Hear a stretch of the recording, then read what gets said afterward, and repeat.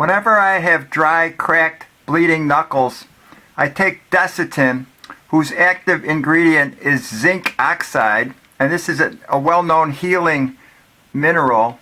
Put just a dab of it on the cracked knuckle, and then put a bandage over that.